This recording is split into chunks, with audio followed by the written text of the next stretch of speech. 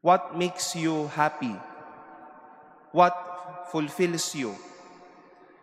What completes you? Masaya na alam mong may nagbubuo sa iyo. Sabi nga po ng mga kabataan, ng mga kapwa ko kabataan, kapag ka may dawan ka na, masaya ka na, o kaya tapos na ang laban dahil may nagpapasaya na sa iyo. Joy would be at least the overall feeling of our readings today if we wish to take a look at it. Today we continue to hear from the letter of St. Paul to the Philippians. At tila sinasabi niya sa mga taong ito na noong tinawag siya ni Jesus at nahanap na niya si Jesus, St. Paul said, "But whatever gains I had, this I have come to consider a loss because of Christ." Tila sinasabi niya, wala na lang ang ibang mayroon ako noong nakilala at nahanap ko na si Jesus.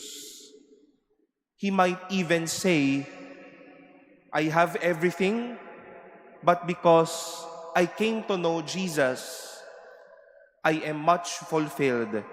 I am the happiest. I am the most satisfied human being in this world. Today as well, my dear brothers and sisters, we hear this famous story from the Gospel of St. Luke, his parables of the lost. And we hear two parables today, the lost sheep and the lost coin. Siguro mapapatanong tayo sa ating sarili, bakit pa sila mag-aaksaya ng panahon sa kakahanap ng nag-iisang barya at nag-iisang tupa? Kung mayroon namang 99 na tupang natitira at 9 na baryang natitira, why waste your time looking for that one coin who has gone out of your sight, to that one sheep who was lost? Because for them, my dear brothers and sisters, to look out for that one will satisfy them and make them happy. Mahalaga, kaya binibigyan ng oras. Hinahanap dahil alam mong partiyan at magpapasaya yan ng buhay mo. Mahal kasi mahalaga. Mahalaga kasi mahal. Finding God and God finding us. This would be the interplay and maybe very much true for our lives every day. But after finding God and God finding us, we rejoice and God rejoices as well. Why? Because we are valuable. Ang bawat isa po sa atin ay the one ng Diyos.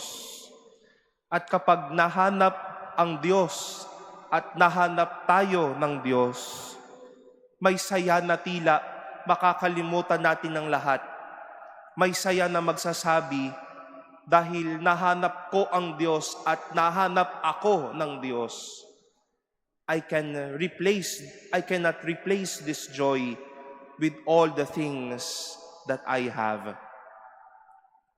I wish to throw the same question I shared earlier. What makes you happy? What fulfills you? What completes you? It is when we found God and when God found us. It is always a sweet experience. Masaya po itong karanasan na hindi mapapantayan ng anumang ang mahanap at makilala ang Diyos, ang mahanap at makilala ng Diyos.